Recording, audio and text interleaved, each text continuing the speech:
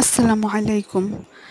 Medium of instruction grammar translation method GTM. এই মেথডে ভাষা শেখানোর জন্য ক্লাস সম্পূর্ণ মাতৃভাষা ব্যবহার করে নেওয়া হয়।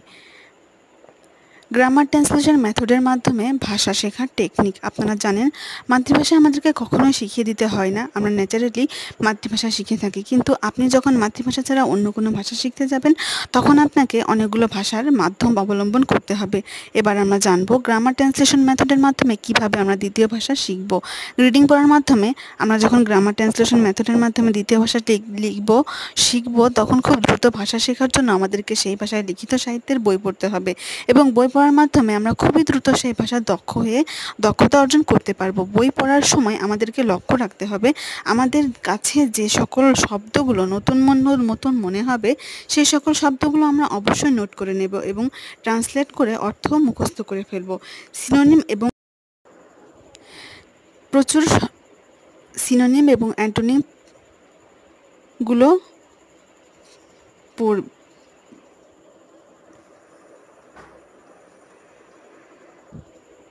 অ্যান্টোনিম পড়ার সবচেয়ে সহজ পদ্ধতি হচ্ছে আপনি যখন সেই ভাষায় সাহিত্য করবেন, তখন সেখানে আপনি নতুন নতুন শব্দের সাথে পরিচিতি লাভ করবেন এবং সেই শব্দগুলোই সিনোনিম এবং অ্যান্টোনিম আপনারা করে ফেলবেন। মাতৃভাষা এবং দ্বিতীয় ভাষার মধ্যে তুলনা। দ্রুত ভাষা শেখার আরেকটি মাধ্যম হচ্ছে মাতৃভাষা এবং দ্বিতীয় ভাষার, অর্থাৎ যে ভাষাটি আপনি শিখতে চাচ্ছেন সেই ভাষার মধ্যে কম্পেয়ার করে স্টাডি করা। আপনি যখন দুটি ল্যাঙ্গুয়েজের মধ্যে তুলনা করবেন, তখন আপনি নিজেই বুঝতে পারবেন আসলে এই ভাষা থেকে আপনার টার্গেট ল্যাঙ্গুয়েজটি কতটুকু ভিন্ন এবং কোন কোন বিষয়ে আপনাকে সবচেয়ে বেশি জোর প্রদান করতে হবে, কোন কোন বিষয়ে আপনাকে খুব একটা জোর প্রদান করতে হবে না। বাক্য গঠনের ক্ষেত্রে ব্যাকরণগত ব্যবহার। আমরা যখন অডিও লিঙ্গুয়াল মেথড পড়েছি, তখন সেখানে দেখেছি বাক্য তৈরি করার ক্ষেত্রে গ্রামারের ভূমিকা সবচেয়ে বেশি ছিল না, কিন্তু আমরা গ্রামার ট্রান্সলেশন মেথডে যখন একটি বাক্য গঠন করতে যাব, তখন বাক্য